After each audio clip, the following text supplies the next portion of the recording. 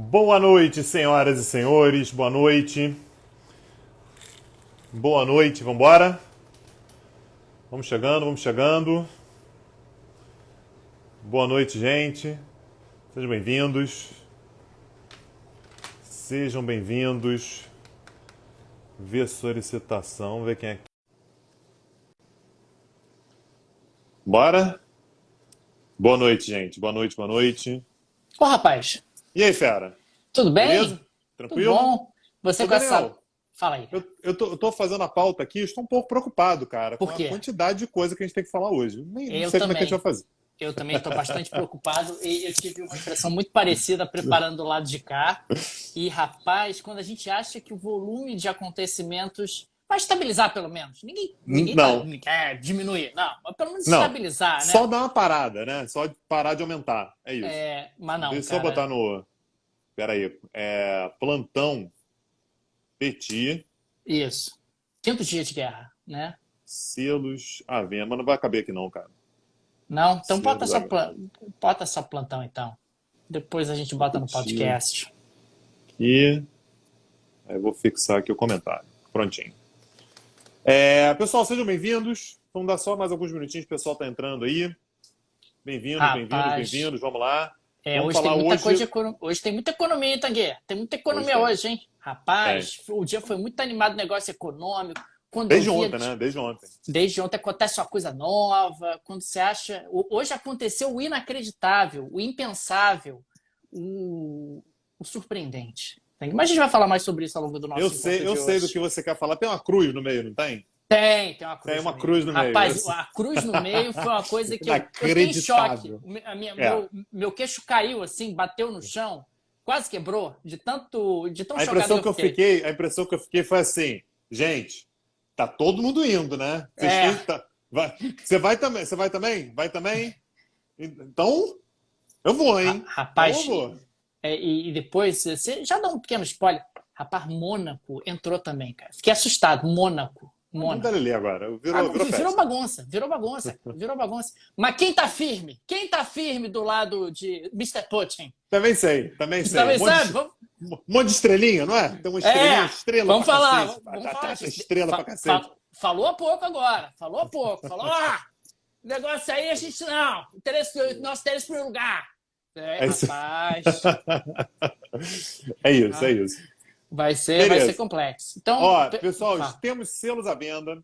Lembrando, o pessoal está falando aqui, boa noite para a equipe do Petit. A equipe do Petit está toda, É isso, 100% da equipe está reunida 100%, aqui. A 100% equipe toda, presente. 100% reunida.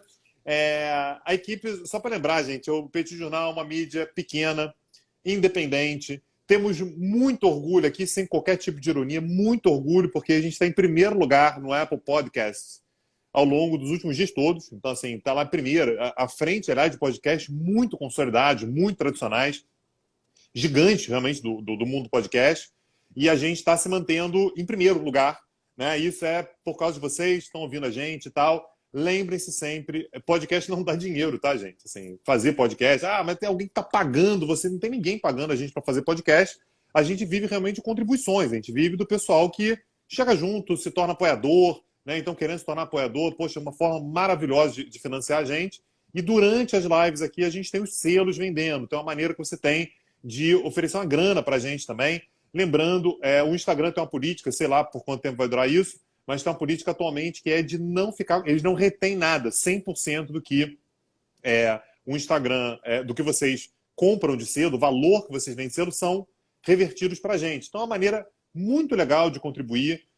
Tornem-se apoiadores, financiem. Tá aí, ó, o rlobo.jpg, compra selo sempre com a gente. Raíssa Martins acaba de comprar um selo também, muito obrigado. Isso é muito bacana. E a gente acaba tendo um feedback imediato da qualidade do trabalho, de quanto as pessoas estão gostando. Isso não deixa de ser uma métrica de incentivo super interessante.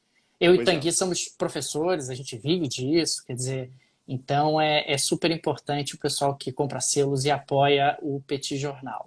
Estão dizendo que está no topo no Spotify também, nem sabia disso, né? Eu também não. Mas é isso, assim, a gente tem tentado fazer um trabalho com responsabilidade Assim, sem fazer previsão do futuro, tá, gente? Isso aí, mas falou que ia acontecer e não aconteceu. O objetivo aqui não é fazer previsão do futuro, é muito mais contextualizado que qualquer outra coisa. Então, agora, né? Acho que tá bom já, Daniel. Acho que já dá pra gente começar. Vamos lá. Obrigado, pessoal que tá comprando selo. Muito obrigado de verdade. Isso faz muita diferença pra gente. A gente vai começar a gravar e a gente vai parar de falar sobre selo, tá, gente? O coração palpita quando vocês compram selo, mas a gente não vai falar porque vai pro podcast. Depois que a gente acabar, a gente volta pra cá, tá?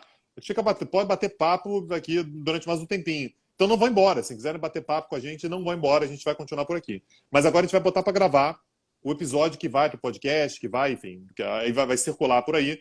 Mas enquanto a gente estiver na gravação, a gente não vai falar sobre selo. A gente também tende a não interagir, até porque senão a gente começa a se perder nas informações com o chat e tal. Mas é isso. O chat vai continuar aberto aqui. Quem quiser conversar, quem quiser falar aí, fique à vontade. Beleza? Vamos lá, Daniel, começar, cara? Vamos lá, vamos lá. 1, 2, teste. Beleza. Som testado. Vambora, quando quiser. Olá, não, gente. Daniel, desculpa, cara. Não, só um não minutinho. foi? Não, peraí. Tá no Vamos microfone recomeçar errado. aqui, então, peraí. Beleza, tá no microfone errado. Tem que... É a chavinha ali, né, do... Peraí, cara, que eu vou ter que fechar o programa aqui e abrir de novo. Não, tranquilo. Porque ele tá no outro... Enquanto isso, eu vou interagindo aqui com as pessoas. O pessoal vai chegando aqui para a live do Petit Jornal. Hoje teremos o Petit Plantão sobre o 5º dia de conflito entre Rússia e Ucrânia, um dia que foi caracterizado fortemente por questões econômicas. Também tivemos aí a primeira rodada de negociações entre a Rússia e Ucrânia, que acabou não sendo bem sucedida, embora a expectativa não fosse lá muito grande. Tivemos Emmanuel Macron conversando... Teste. Foi? 2. Foi. Bora. Foi? Então vamos lá. Vamos lá, gente. Agora sim, vamos começar.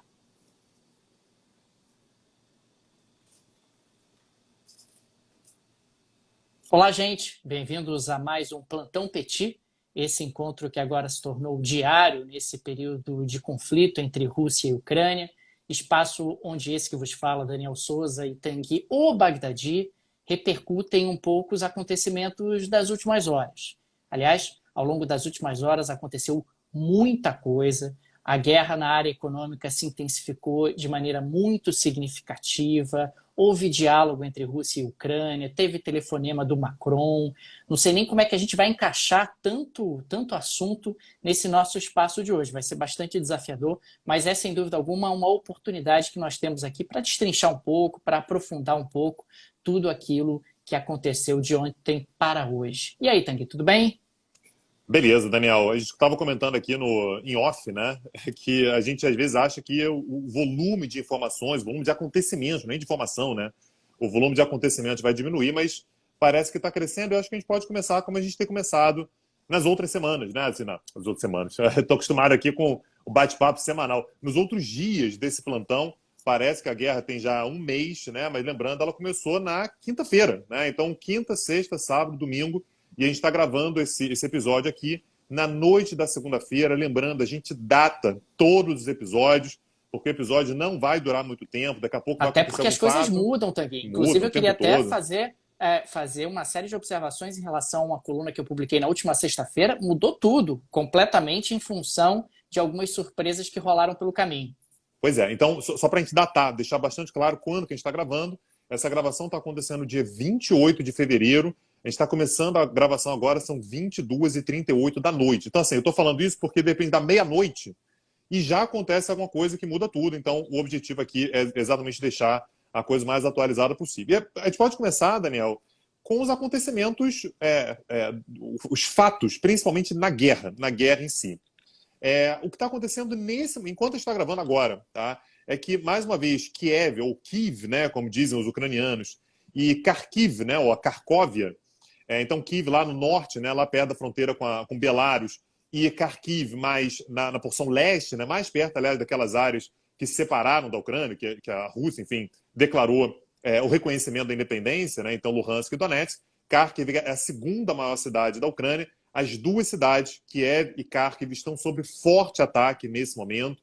A desconfiança que a gente trouxe ontem, que era de que a Rússia não tinha ainda engajado completamente, né, suas forças armadas inteiras e tal, contra essas duas cidades, parece estar se confirmando, a gente tem uma quantidade muito grande, pelo menos são os relatos locais, né? Quantidade muito grande de soldados russos e equipamentos russos indo em direção, principalmente a Kharkiv e Kiev. Então, a tendência é que ao longo das próximas horas, dos próximos dias, esses ataques se intensifiquem. Mais uma vez, isso não quer dizer garantia de sucesso. A gente vem falando isso todos os dias também, que a defesa, muitas vezes, ela está bem posicionada, ela está mobilizada, ela está motivada. Então, nem sempre isso é um sinal de sucesso. A gente tem soldados russos muito jovens, cansados, já estão há bastante tempo em treinamento militar, aquele acampamento todo que rolou lá do lado da fronteira. Então, não é uma garantia, em hipótese alguma, fora de casa. Exatamente. E principalmente, Daniel, assim, pensando do ponto de vista militar, a Rússia tem conseguido avanços importantes, principalmente no sul do país, mas no norte a situação está um pouco mais complicada. Lembrando, Kharkiv não fica exatamente no norte, né, mas fica da metade do, norte, do país para o norte, né, ao passo que Kiev está realmente no norte. Então a Rússia tem investido mais nesses avanços ao sul, exatamente para tentar cercar Kiev. Então você tem um ataque que vem do norte, vindo da Bielorrússia, está tendo dificuldade de avançar, então a Rússia está tentando cercar Kiev pelo sul e dessa maneira estrangular Kiev. Mais uma vez, não é garantido de absolutamente nada, mas é o cenário que a gente encontra nesse momento. Daniel, o Zelensky deu uma declaração, no mínimo, curiosa, né? Que foi que ele resolveu libertar prisioneiros da Ucrânia, prisioneiros ucranianos, presos ucranianos, condenados e tudo, que tenham experiência militar. Então as pessoas vão ser soltas. O que é um grande ponto de interrogação. Enfim, a gente não sabe quem são as pessoas. Pode, inclusive, ser, já que esse foi um tema que está sendo levantado o tempo todo, de grupos nazistas e tal na Ucrânia, podem ser, inclusive, componentes de grupos nazistas que vão ser libertados exatamente para tentar resistir aos ataques russos. Então, isso é algo, pelo menos, a se prestar atenção. E outro fato, Daniel, nessa minha primeira rodada, eu já te passo a palavra, é que o TPI, o Tribunal Penal Internacional, então, só para a gente lembrar o que é o TPI. O TPI é um tribunal, né, já diz o nome, né, Tribunal Penal Internacional, com sede em Haia, na Holanda, e que tem por objetivo, né, foi criado na década de 90, começou a funcionar ali nos anos 2000, e que tem por objetivo julgar pessoas. Então, não é para julgar países, mas é para julgar pessoas que tenham cometido crime de guerra, tenham responsabilidade em genocídio e tal, e o TPI está investigando a Rússia. É claro, quando a gente fala investigando a Rússia, investigando pessoas que estejam agindo em nome da Rússia. Então, isso é um elemento importante, porque fala sobre crimes de guerra, que fala sobre possibilidades de excessos que estejam sendo cometidos durante esse conflito, e aumenta, né, a carga de pressão sobre a Rússia nesse momento. É sobre isso que eu queria que você falasse, Daniel. Como é que está a pressão, e isso a gente vem trazendo ao longo dos últimos dias, a pressão sobre a Rússia ela vem tendo um caráter muito econômico, né? Então, ninguém vai mandar, ou pelo menos até agora, ninguém mandou soldados para a Ucrânia para lutar contra os russos. Nesse sentido, a Ucrânia está meio por conta própria, aliás, está saindo bem, né, dando as possibilidades, mas está meio sozinha. Economicamente, no entanto, parece que o céu está caindo na cabeça da Rússia, né? É essa a impressão? Pois é, houve uma intensificação muito significativa das sanções econômicas sobre a Rússia de ontem para hoje. E eu queria começar fazendo atualizações em relação ao que nós dissemos ontem. Ontem nós falamos aqui, Tanguy, sobre a exclusão de bancos russos do sistema SWIFT, o que já era algo extremamente impactante para a regularidade dos fluxos financeiros entre esses bancos russos e o resto do mundo, principalmente em relação aos países ocidentais, aos países europeus, aos Estados Unidos. E isso acabou caindo como uma bomba dentro da economia russa, levou muitas pessoas, inclusive, a filas nos caixas eletrônicos, tentando sacar dinheiro, pessoas tentando comprar dólares, de alguma forma ter ali uma reserva para as suas despesas do dia a dia, com o temor de que esses bancos venham a entrar em colapso. Existe um grande temor, efetivamente, que sem funding, sem financiamento, sem fontes de recursos regulares, como até bem pouco tempo atrás funcionava, esses bancos comecem a ter dificuldade e, consequentemente, a economia russa possa passar por um desmoronamento do ponto de vista financeiro. Exista aí a formação de uma crise financeira grave. Para tentar efetivamente enfrentar isso, o presidente Vladimir Putin, inclusive, soltou um pacote econômico hoje, proibiu remessas para o exterior, obrigou que empresas russas tragam dólares de volta para a Rússia, pelo menos internalizem até 80% das suas exportações. Quer dizer, existe aí um caldeirão que está esquentando dentro da economia russa de maneira bastante acelerada. Isso sem falar da desvalorização da moeda russa, que aconteceu no dia de hoje, de mais de 30%, o que levou o governo russo, através da sua política monetária, a dobrar, eu disse dobrar a taxa de juros como forma de tentar enfrentar esse momento de adversidade e essa turbulência que a economia russa começa a enfrentar do ponto de vista econômico. E não é só isso. Ontem nós falamos aqui sobre os europeus partindo para cima daqueles que receberam o Golden Visa, quer dizer, o visto de permanência, que depois pode evoluir para uma cidadania, pode evoluir para uma nacionalidade. E acho que o melhor exemplo foi o Abramovich, o dono do Chelsea, daquele clube britânico. O Abramovich, ele tem ali ações, inclusive da estatal russa, ele cresceu juntamente com o regime do Vladimir Putin, e hoje ele brotou na Bielorrússia, em Belarus. Estava ele lá para ajudar nas negociações entre Rússia e Ucrânia. Eu achei isso extremamente ilustrativo. Quer dizer, o Vladimir Putin, os caras estão sequestrando, arrestando aqui todo o meu patrimônio, estão dizendo que vão congelar tudo, que eu vou perder acesso a esse patrimônio. Pelo amor de Deus, conversa com o menino aí da Ucrânia, dá um jeito, alivia essa barra, porque senão a coisa vai ficar ruim para mim. Lembrando sempre que o regime do Putin ele é muito sustentado por esses oligarcas que em grande medida enriqueceram na década de 90, oligarcas que permaneceram próximos do governo na transição entre o Yeltsin e o Putin. A única exigência que o Putin fazia sempre é, cara, não mexe comigo. Deixa aqui o meu poder bacana, não questiona o meu poder e você vai poder desfrutar da sua fortuna, pode ver em Londres, pode ver onde você quiser, pode continuar ganhando o seu dinheiro na Rússia. Só que agora esse arranjo está sob ameaça dentro de um contexto onde as potências europeias vão para cima do patrimônio desses bilionários russos. E sim, Tanguy, a grande surpresa do dia foi a Suíça. A Suíça, ela que é neutra, sempre, em tudo, em qualquer coisa, em qualquer situação. A Suíça que não adere a nada, que não quer se meter com ninguém, resolveu que vai adotar as mesmas sanções da União Europeia à Rússia. Ou seja, oligarcas russos que têm boa parte do seu patrimônio em bancos suíços estão lascados, porque a Suíça resolveu que ela vai adotar exatamente as mesmas sanções da União Europeia. Isso é, sem dúvida alguma, algo extremamente surpreendente e mostra aí como a temperatura aumentou. Isso sem falar que agora toda a União Europeia baniu o espaço aéreo para aeronaves russas, então aumentou aquele banimento sobre o qual a gente tem falado nos últimos dias. E agora vem, não a notícia mais surpreendente, a mais surpreendente é a da Suíça, mas a notícia mais importante do ponto de vista econômico que aconteceu no dia de hoje. O Tesouro dos Estados Unidos, coordenado com a União Europeia, proibiu o Bank of Russia, quer dizer, a autoridade monetária russa, de realizar transações no seu sistema financeiro. Eu falei numa coluna na sexta-feira, Tanguy, sobre como o Vladimir Putin se preparou para as sanções econômicas. Como ele acumulou uma grande quantidade de reservas internacionais, como a Rússia hoje tem 630 bilhões de dólares em reservas internacionais. Essas reservas internacionais, elas não são esmagadoramente em dinheiro vivo ou em ouro, nada disso. A maior parte dessas reservas internacionais estão em títulos. Títulos da dívida pública americana, títulos da dívida pública europeia, títulos da dívida pública chinesa.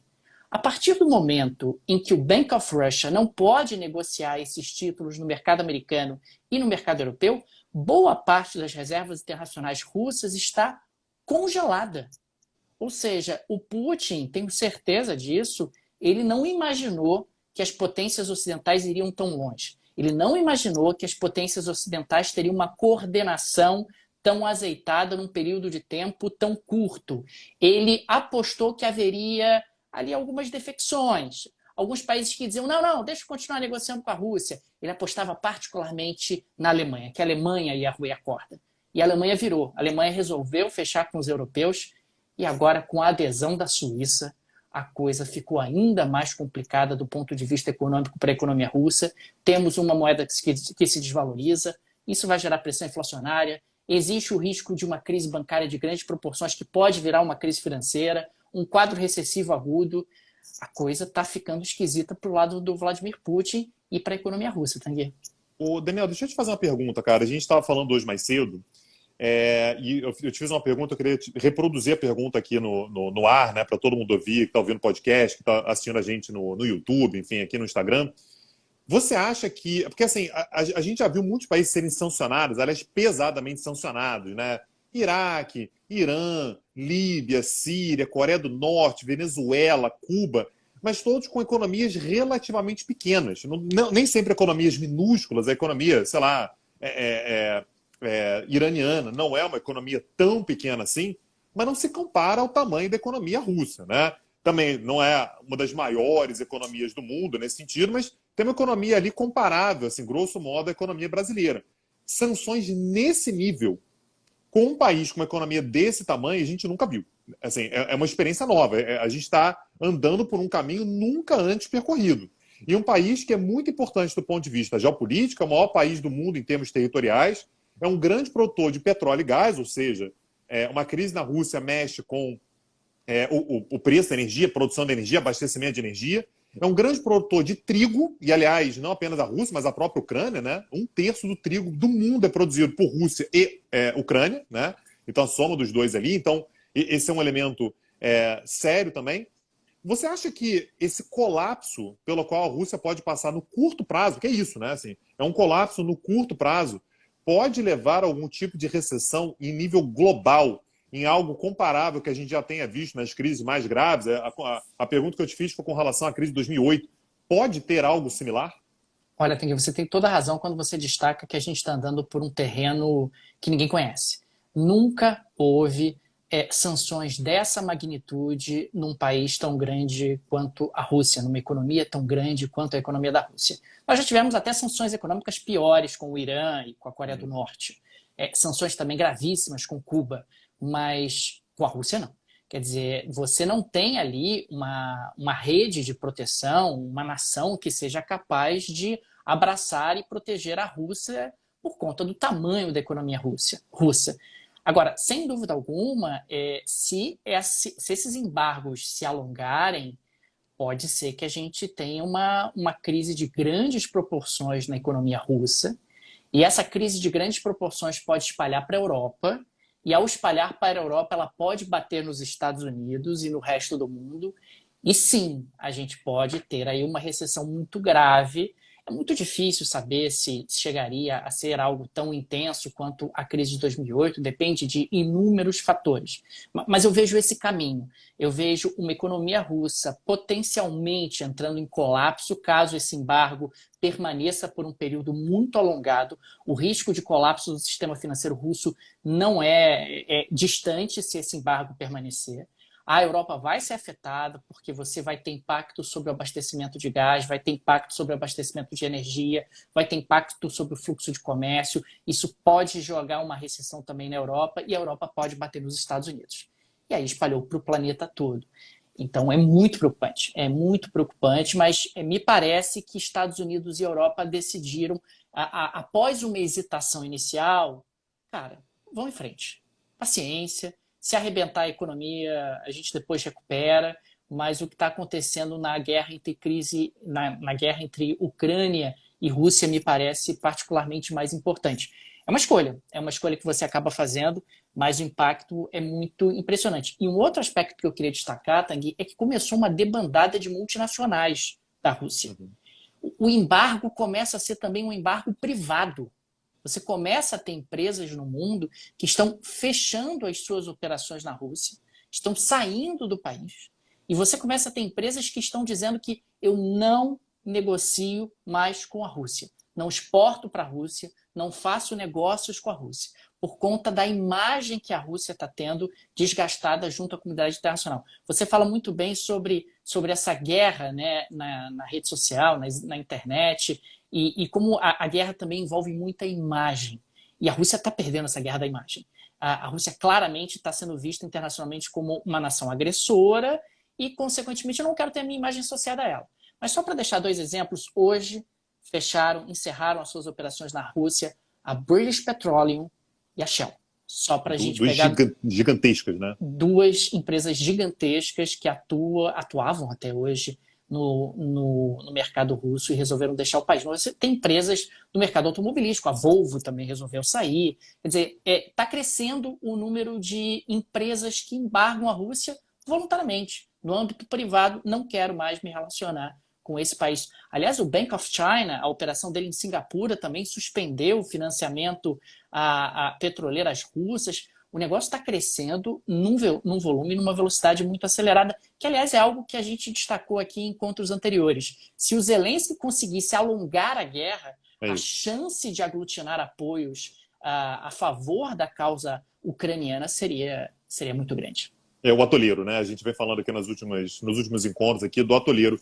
Daniel, eu acho que a impressão que se vem tendo, né, na Europa, isso está muito claro, mas globalmente, né, isso está se consolidando, é que essa guerra é um novo marco, né? Então, quando a gente pensa na história, apenas no pós-Guerra Fria, né, a gente tem a queda do Muro de Berlim, ali em 89, fim da União Soviética, em 91.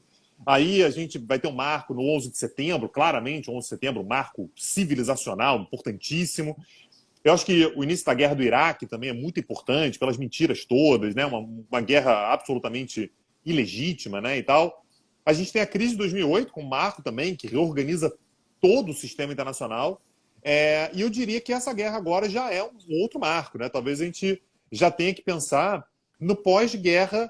E aí, Daniel, a gente está falando até hoje guerra na Ucrânia, né? Eu acho que já dá para chamar de guerra da Ucrânia, né? É uma guerra que, enfim, já dá para dar um nome dela, né? Guerra da Ucrânia, deixando aí para a posteridade, e que o pós-guerra da Ucrânia não é parecido com o que tinha antes. Assim, a mudança era uma mudança muito severa do que vai acontecer agora. Não dá para a gente imaginar hoje, por exemplo, uma reconciliação simples entre os países da OTAN, só para a gente simplificar, né? Então, União Europeia, Estados Unidos, Canadá e tal, e a Rússia. A gente não consegue imaginar, não consigo ver num cenário de curto prazo uma acomodação. Não, olha só, agora tudo ficou para trás, vamos tentar manter uma certa normalidade, que era o que acontecia até agora. Assim, até agora, o Putin, sendo da forma como era recebido o tempo todo pela Merkel, tinha encontros o tempo todo com o Macron, lembrando, tanto o Scholz quanto o Macron, né, então o chanceler alemão e o presidente da França, estiveram em Moscou. Você ainda tinha uma certa deferência. Lembrando, gente, o Putin, se nada acontecer com ele, pode ficar na presidência da Rússia até pelo menos 2036, se ele não quiser estender isso. Então tem mais 14 anos de Putin pela frente, e qualquer transição que aconteça é comandada por ele. Esqueçam, ou pelo menos esqueçam, também é sempre difícil dizer, né? Mas assim, não é razoável a gente imaginar que o Putin vai perder força a ponto de ser derrubado no curto prazo na Rússia. O Putin é muito forte. Gente, o Putin tem 69% de aprovação na Rússia. Mas não é possível, o pessoal não está vendo o que ele está fazendo. Gente, 50% dos russos consideram que a guerra foi causada pela Ucrânia.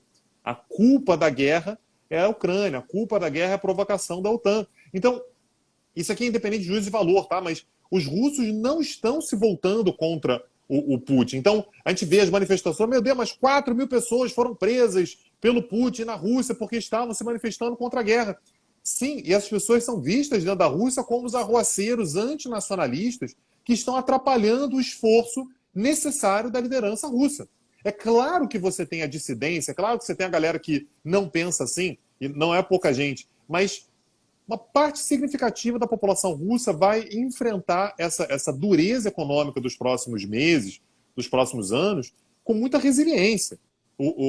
A alma russa se acostumou com isso há muito tempo, né? Lembrando, assim, Tanguy, que a economia russa está longe de ter um desempenho espetacular ao longo dos últimos anos, né? Então, digamos assim, que os russos não estão habituados a uma enorme prosperidade no passado recente, pelo menos. Pois é. E aí, Daniel, uma coisa que assim, isso em condições normais seria a primeira informação que a gente daria, né? Mas acabou ficando um pouco mais para frente exatamente porque acabou não vingando como informação, que foi realmente um encontro que a gente teve, né, na fronteira ali entre Ucrânia e Belarus, já do lado bielorrusso, né? Entre representantes, entre uma delegação russa e uma delegação ucraniana para tentar encontrar termos para a paz. Não deu nada.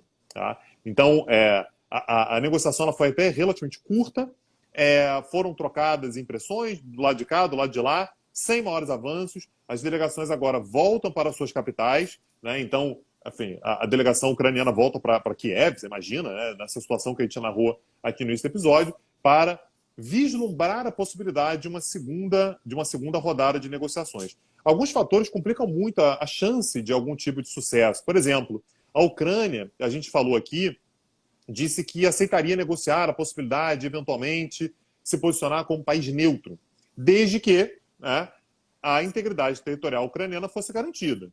O que está dentro dessa integridade territorial, Daniel? Crimeia. O que a Ucrânia coloca sai da Ucrânia, que a gente pode considerar aí esse negócio aí de ser neutro, entrar na OTAN, a gente pode ver. Tá? Mas envolve a Crimeia, envolve o Donbass, lá, que é a região lá do leste da Ucrânia. Então, Luhansk e Donetsk. Eu não consigo imaginar um cenário no qual Putin abra mão de uma posição tão estratégica como aquela, voltada no Mar Negro, né? Toda uma pompa nacionalista no sentido de tomar a Crimeia. Né? Então, isso é um ponto importante. Ao mesmo tempo, o Zelensky também diz que não, eu posso ser um país neutro. Mas aí pede oficialmente a entrada da Ucrânia na União Europeia, o que é, obviamente, algo que contraria qualquer termo de negociação que a Rússia poderia aceitar. Então, a gente está vendo uma negociação que tem termos muito áridos, muito difíceis para a gente conseguir avançar. Então, a informação é essa, né? A gente teve lá um encontro, só que foi um encontro que não avançou tanto assim. Agora, Daniel, um comentário que eu queria que você fizesse junto comigo aqui é que o Putin não está totalmente isolado. Tem gente que está dizendo que não é bem assim. Veja bem, não é isso que estão dizendo também. Né?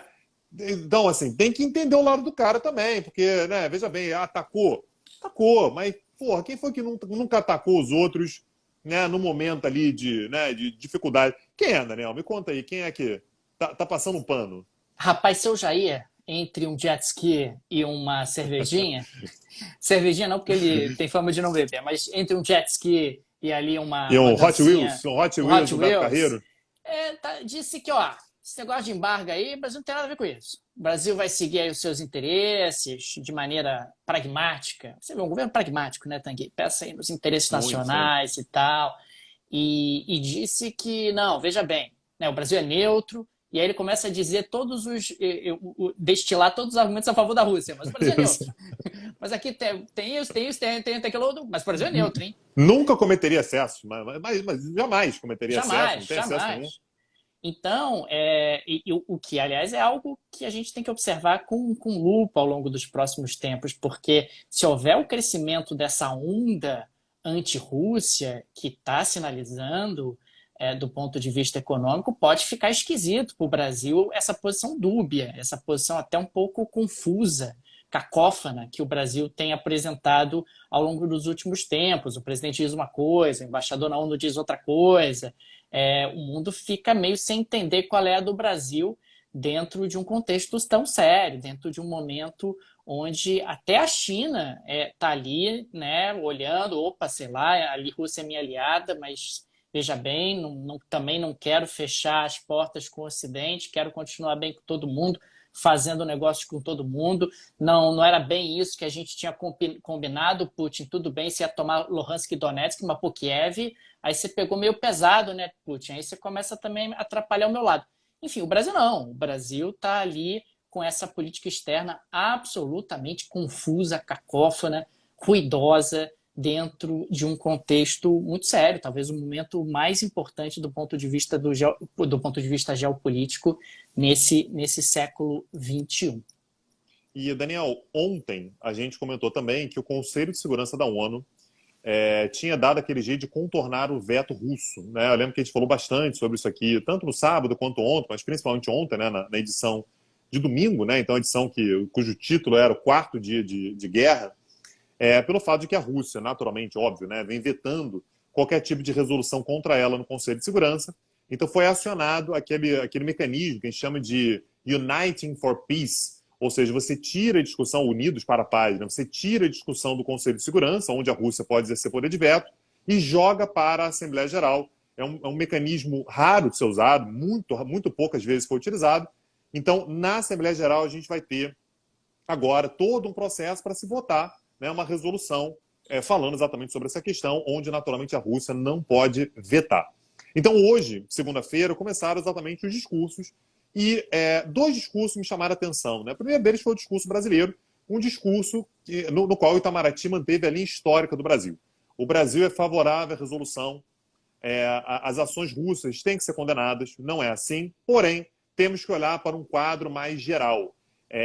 A escalada do conflito não é boa para ninguém, essa escalada do conflito não é um problema causado apenas pela Rússia, as potências ocidentais também têm que pensar se essa escalada, se o aumento do volume, né, se essas sanções todas não podem ser contrárias à paz, então o Brasil assume uma postura em linha com a sua atuação tradicional. É por isso que o termo que o Daniel utilizou foi muito feliz, né, que é a cacofonia, né, um termo, aliás, que o Jamil Chad tem usado também, que é o presidente diz uma coisa e o Itamaraty diz outra. A gente não tem uma posição unificada do Brasil no sistema internacional de uma forma geral. Então, a posição brasileira na ONU foi essa. E outro discurso que eu achei bastante importante também foi da China, né? E a gente vem sempre tratando a China como um aliado da Rússia, né? A China está próxima e tal. A postura chinesa hoje foi muito curiosa, né? Porque falou, em primeiro lugar, que a integridade territorial tem que ser garantida. Veja bem, não tem essa, tá? Integridade territorial temos que garantir. Esse negócio de um país invadir o outro, essa é uma posição tradicional da China, tá? A garantia da integridade territorial. Segundo, temos que diminuir as tensões. Aliás, nesse ponto, a gente tem um discurso bastante parecido com o brasileiro. Ficam aí falando, fazendo sanção, ameaçando e tal, e vai chegar um ponto aí no qual a gente vai ter muita dificuldade de recuar. Então, isso não deveria acontecer. E a China faz uma apologia ainda a não volta à Guerra Fria. Tá? Esse negócio de Guerra Fria, de criação de blocos e tal, é coisa do passado, a gente já sabe que isso está muito problema. Não me interessa. Não me interessa. Né? Aliás, Daniel, uma coisa que eu fiquei lembrando é a seguinte: quando a China fala em Guerra Fria, ela está fazendo uma menção à própria posição dela durante a Guerra Fria. Qual era a posição chinesa durante a Guerra Fria? Não comunista, mas não é alinhada à União Soviética. A China está dizendo, gente, não é de hoje. Essa posição chinesa é de 1949, que tem Guerra Fria aí, sou comunista, mas não tem um dos lados não, hein? Dialogo com a União Soviética, brigo com a União Soviética, dialogo com os Estados Unidos, brigo com os Estados Unidos também, faço comércio com todo mundo, porque basicamente o que mais interessa à China é a estabilidade. Tem que ter estabilidade. A China é um país de quase 1,5 bilhão de pessoas que está crescendo economicamente e, segundo a China, isso dá dignidade à população. De fato, o crescimento econômico traz uma vida mais digna para as pessoas. Não me traguem para uma guerra entre vocês, na qual eu tenho que escoar, eu fico do lado da Rússia, eu fico do lado dos países ocidentais. Não me mete nessa. Essa aí eu tô fora, e essa foi uma posição muito contundente colocada pela China no discurso hoje na Assembleia Geral.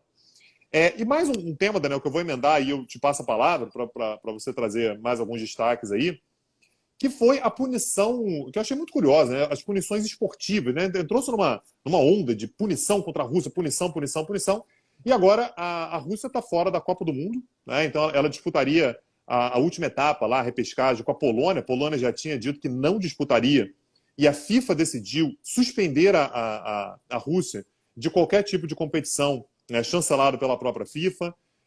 O Comitê Olímpico Internacional também suspendeu a Rússia. Fórmula 1, aconteceria uma etapa da Fórmula 1 em setembro, em Sochi, né, na Rússia, que também já foi suspensa. E nesse ponto eu acho curioso, Daniel, que agora se coloca essa série de punições, sendo que eu estou tentando lembrar, Daniel, onde que aconteceu a última Copa do Mundo? Você lembra? Eu estava tentando... Porra, me falha a memória, cara. Rússia. Foi na Rússia. Ah, foi na Rússia, Daniel. Mas o presidente não era o Putin, não. Não era o Putin. Era o Putin. Mas ele nunca tinha cometido, ele nunca tinha invadido ninguém. Já tinha invadido a Crimeia. Ele já tinha cometido massacre, por exemplo, em escola. Já tinha. Pô, mas será que o pessoal não tinha ficado sabendo, cara? Eu acho que talvez. Não sei, porque às vezes a informação não circula tanto, né? Cara, então pode ser que também. Às vezes você não ficou sabendo e tal, não chegou lá, não foi noticiado. Também a próxima Copa é no tal do Catar, que Mas o Catar respeita direitos humanos, o Catar é de boa também, né? Super. Os operários são bem tratados, não morre ninguém nas obras, eles são bem tranquilos. Deixa eu te perguntar outra coisa. Olimpíada de Inverno.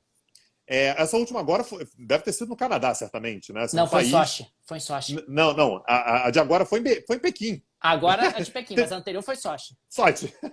Então, assim, pro inferno, né? Assim, vamos punir a Rússia, não podemos tolerar, né, ações. A Arábia Saudita apoia tudo quanto é ação aí esportiva, tem grande prêmio de Fórmula 1 na Arábia Saudita. Agora vão meter essa de que não, a FIFA está preocupada, a FIFA não está dormindo, preocupadíssima com o que está acontecendo na Ucrânia. Isso é inadmissível, né? Então, assim, vamos lembrar aí da quantidade de Copa do Mundo e Olimpíada que aconteceu em locais, né, de caráter bastante duvidoso. Enfim, entrou aí na onda de todas as sanções, mas assim, me parece um pouco deslocado do espírito da coisa. Mas beleza, né? Colocaram lá essas punições todas. Enfim, entra no bolo aí. Eu não sei se você tem mais temas aí, Daniel. Mais alguma coisa? Tem mais um que eu queria trazer. Aliás, antes de passar para esse próximo tema, eu queria apenas registrar que a dona FIFA fugiu de Paris para a Suíça, porque na Suíça ela não ia ser perturbada, que a Suíça não adere a nada, que a Suíça é sempre neutra. Mudou agora, hein, Tanguy? Esse negócio de Suíça neutra e tal. A galera aí que gosta de guardar dinheiro bem guardadinho vai procurar outros destinos, porque a Suíça já se mostrou que não é confiável. Na hora que aperta a porca, torce o rabo, a dona Suíça já vi que agora adere ao tal dos europeus. Agora a Suíça descobriu que é europeia agora. Complicado isso, hein? Para a galera aí que gosta de esconder aquele dinheiro bacana de maneira sigilosa. Mas falando sério, eu queria trazer um último tema aqui da minha pauta, que foi o fato do Zelensky assinar um pedido oficial de adesão à União Europeia, né? Esse pedido, inclusive, foi chancelado com urgência, com um pedido de urgência por alguns membros da União Europeia, e é muito curioso quais são esses membros, né, para que esse pedido seja analisado o mais rápido possível. São Bulgária, República Tcheca, Estônia, Letônia, Lituânia, Polônia, Eslováquia e Eslovênia. A galera que tá temos por ali, um padrão. Temos um padrão. Temos um padrão. A galera que está por ali, que já faz parte da União Europeia, falou: União Europeia, pelo amor de Deus, Zelensky assinou aí um pedido para entrar na União Europeia expresso. Sabe aquela coisa expressa? Pula fila. Eu sei que tem os outros pedidos aí, tem os outros pedidos aí para ser analisado, a galera que já está na fila, mas Zelensky tem que entrar na frente. Me parece, Tanguy, acima de tudo, é uma tentativa de ter uma carta a mais, né, nessas negociações. Olha, Rússia, eu estou aqui e tal, eu prometo nunca entrar na OTAN, mas deixa eu negociar com a União Europeia, pelo menos. Ou, ao mesmo tempo, dizendo o seguinte: olha, União Europeia, eu estou aqui defendendo o mundo ocidental contra este tirano do Putin. Então, são várias possibilidades para o Zelensky quando ele assina esse pedido. E me chamou, claro, particularmente a atenção os países da União Europeia que apoiaram esse pedido e que pediram que ele seja analisado o mais rápido possível.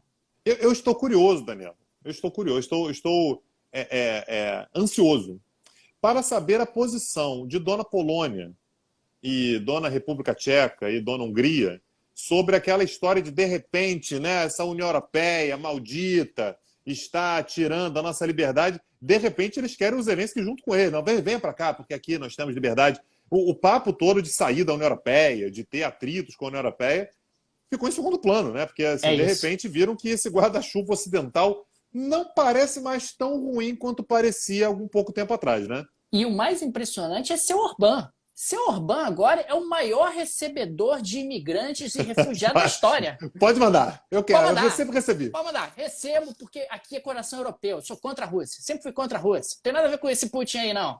A eleição tá vindo aí e tal. Mas sempre fui um coração aberto. Sempre fui uma pessoa de bem. O seu Duda também, da Polônia, é outro, né? Até ontem estava reclamando lá da Bielorrússia, que tacava imigrantes do Oriente Médio dentro da Polônia. Agora é amigo dos imigrantes e dos refugiados. A gente está de olho, hein, Tanguy? A gente está de olho nessa galera aí. De olho. A denúncia vem forte aqui. Mas assim, o imigrante agora é diferente, né? Não, agora é louro de olho azul e cristão. Aí pode, né? Pode, né? É outra categoria. Alguém falou aí, cara, eu queria muito ter anotado quem foi, não lembro agora, que falou assim: não tem como não notar a diferença. São pessoas civilizadas. É de doer, viu? Mas, enfim. Aliás, essa discussão está nos Estados Unidos também, né? Então, rolando uma pressão muito grande nos Estados Unidos para que o Biden receba ucranianos, refugiados, né? Então, assim, o papo nos Estados Unidos durante a crise toda na Síria e tal não vai entrar, está vetada a entrada, mas agora é aquele negócio, né? Então, agora acho que precisamos recebê-los, né? Então, é sempre um ponto a se observar. Lembrando, pessoal, estamos, por causa da guerra, né, fazendo plantões diários, né? Então, desde sei lá que dia, tem um monte de dia aí que a gente faz plantão todos os dias, então a gente tem feito esse bate-papo todos os dias. O objetivo é continuar assim, a não ser, né, Daniel, assim, tiver algum dia que não aconteceu nada de muito novo e tal, a gente não vai vir aqui só para encher linguiça, mas tendo alguma coisa mais importante, a gente sempre vai vir aqui. Essa gravação aqui a gente está fazendo na segunda-feira à noite, hoje é dia 28 de fevereiro, segunda-feira, 23h15, né? Então a gente está encerrando esse episódio aqui, para deixar bastante datado, assim, que momento que a gente está gravando. Então, próximos fatos, né, vão vir no próximo plantão, provavelmente amanhã, provavelmente na terça-feira, e fica aqui o nosso agradecimento, não apenas a todo mundo que está nos ouvindo. Então, isso aqui é importante, o Petit Jornal é uma mídia pequena, independente, que tem conseguido se manter, por causa dessa cobertura aqui, em primeiro lugar no Spotify, em primeiro lugar no Apple Podcast. Isso aqui é porque vocês têm ouvido a gente, têm dado apoio. Então, muito obrigado para vocês todos. Principalmente, a gente só consegue fazer esse trabalho por causa dos nossos apoiadores. Então, a galera que chega junto com a gente, entra lá, www.petijornal.com.br. Tem uma abinha lá, Daniel, escrita Apoio Petit. Por lá você pode se tornar apoiador recorrente, quer fazer um Pix, você quer apoiar no Brasil, quer apoiar no exterior, fica à vontade, apoie da maneira que você achar melhor, mas valorize os produtores de conteúdo. Pode ser qualquer um, produtores independentes, pequenos, como é o caso do Petit Jornal. A gente tem falado isso aqui quase a título de piada, mas é a mais pura verdade, né? Assim, a equipe do Petit Jornal somos nós dois, não tem mais ninguém, não tem produtor, não tem editor, não tem nada. Então a gente depende do apoio de vocês. Muito obrigado para quem é apoiador, para quem tem divulgado. Boca a boca também faz uma diferença incrível para a gente. Assim, a gente só está aqui por causa de quem apoia a gente, quem ouve a gente e quem divulga o Petit Jornal. Além do nosso agradecimento aos apoiadores, fica aqui o convite para vocês nos ouvirem na plataforma da Aurelo, porque a Aurelo remunera os produtores de conteúdo, a pessoa aperta play, a Aurelo acaba remunerando. Esse é um diferencial que ela tem em relação a outras plataformas. E fica o convite também para que vocês conheçam o projeto irmão do Petit Jornal, o projeto do petcursos.com.br, que agora funciona no sistema de streaming, que o Tanque sempre foi contra. Sempre foi contra um absurdo, o sistema é muita mamata. Isso é o cara do Brasil mamata. Mas eu achei bom, achei que era uma boa ideia, convenci ele. Quer dizer, fiz sem combinar com ele, quando ele viu já estava feito, aí depois ele reclamou. Mas aproveita, pode ser que qualquer hora ele corte aí o sistema de streaming que a pessoa assina e ela tem acesso a todos os cursos que já foram produzidos no Petit Curso. Tem curso sobre Alemanha, sobre Turquia, dois sobre Oriente Médio, sobre tecnologia influenciando política, tem análises econômicas sobre a Alemanha, tem análises econômicas sobre a Rússia. É um negócio maravilhoso, Tanguy. A pessoa vai lá, que eu tenho certeza que ela vai gostar. Maravilha. Então é isso, pessoal. Um abraço, valeu, tchau, tchau. Até amanhã. Tchau, tchau. Ô Tanguy, eu queria deixar claro aqui, para as pessoas aí, passou teu gato aí, o Zidane, aí atrás de tu? Passou. Aí o cachorro tava latindo, né? Você vai tirar isso aí. Minha cachorra tava latindo. E as pessoas me acusando aqui na live que o Daniel não tem pet porque o Daniel é econômico. O que é isso, Pô, gente? tá vendo? O Daniel tem pet. É verdade. Daniel tem pet. A cachorra do Daniel só come arroz. Porque o Daniel almoça, sobrou um pouquinho, dá pra cachorro e não compra ração, porque a ração tá cara, né, Daniel? Mentira. Tu sabe que minha cachorra vira lata, adotada pão de ló, tratada a pão de ló. Tu sabe disso? Tu sabe bem disso. Tratada melhor do que a visita. Você vem aqui, eu não é tão bem tratado. Arroz velho, para mim é arroz velho. Eu queria mandar um beijo aqui só para ela ir embora, para Laura Delamônica, que não apenas está aqui, como comprou selo também. Jola Russa, óbvio, comprou selo, está sempre aí. Mas um beijo aí para Laura. Daniel, estão sacaneando a gente aqui. Teve alguém que ofereceu aí 100 bilhões de rublos. Eu fiz as contas aqui, dá mais ou menos uns 40 centavos. É isso mesmo? A conta é mais ou menos essa? É mais ou menos essa aí, Tanguy. Aceita não. Rublo, no momento, não estamos aceitando. Não estamos aceitando apoio em rublo, nem em lira turca, que são duas moedas que estão embaixo aí. Petro a gente está aceitando pra cacete, né? Petro pode mandar aqui. Petro só pro Tanguy, pra mim não. Tá bom. Os petros que vierem, pode ficar pra você. Depois tá bom. Você não quer uma parte? Não quer metade, não? De Petro, não. Trabalho. Vai ser tão trabalho para administrar isso que é melhor não. Deixa lá. Agora, Bitcoin, que aliás foi tema de uma aula gratuita recentemente, aí é coisa boa, hein? É bom. Bitcoin, aí pode. Aí pode também, né? Mas a pessoa fala assim, não sei o que é Bitcoin. Esse negócio de NFT também não sei o que é. O que a pessoa faz? ela vai lá no YouTube do Petit Jornal, tem lá uma aula gratuita falando sobre essas novas tecnologias, falando sobre o choque entre o dinheiro digital e os governos. Lá no YouTube do Petit Jornal está disponível uma aula gratuita para quem quiser saber mais sobre esses assuntos. Maravilha. E tem curso começando agora, né, Daniel? Tem curso começando aí terça-feira.